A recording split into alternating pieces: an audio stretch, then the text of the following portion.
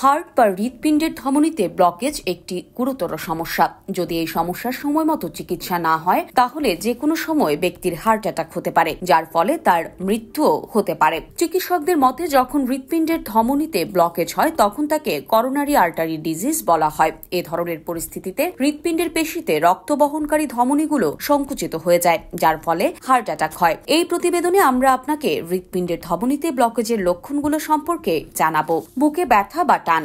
Blocked heart ধমনীর সবচেয়ে সাধারণ লক্ষণগুলোর মধ্যে একটি হল বুকে ব্যথা বা টান অনুভব করা। হাঁটা বা ব্যায়াম করার মতো শারীরিক কার্যকলাপের সময় আপনি এই অস্বস্তি অনুভব করতে পারেন। কিছু ক্ষেত্রে এ ব্যথা বিশ্রামের সময়ও হতে পারে। যদি ব্যথা তীব্র হয় বা দীর্ঘ সময় ধরে থাকে তাহলে ডাক্তারের সঙ্গে অবশ্যই যোগাযোগ করতে হবে। শ্বাসকষ্ট। রক্তনালী সরু হয়ে যাওয়ার কারণে পর্যাপ্ত রক্ত এবং অক্সিজেনের অভাব হয়। এতে শ্বাসকষ্টের মতো সমস্যা দেখা দিতে পারে। অস্বাভাবিক ক্লান্তি। ক্লান্তিকর কোনো কাজ না করেও ক্লান্ত লাগা হতে পারে হার্ট অ্যাটাকের পূর্ব লক্ষণ। এর অর্থ হৃৎপিণ্ড সঠিকভাবে রক্ত পাম্প করছে না। রক্তনালী সরু হয়ে যাওয়ার কারণে রক্ত প্রবাহ কমে যায়, তখন শরীরকে আরো বেশি পরিশ্রম করতে হয়, যার ফলে সামান্য কোনো কাজ করলেও স্বাভাবিকের চেয়ে বেশি ক্লান্ত লাগে। মাথা ঘোরা বা হালকা মাথা ব্যথা। ধমনী ব্লক হয়ে যাওয়ার কারণে মস্তিষ্কে রক্ত প্রবাহ বাধাগ্রস্ত হয়। এর ফলে মাথা ঘোরা বা হালকা মাথা ব্যথার অনুভূতি হতে পারে। কিছু ক্ষেত্রে অজ্ঞান হয়ে যাওয়ার মতো অবস্থাও দেখা দিতে পারে। দ্রুত বা অনিয়মিত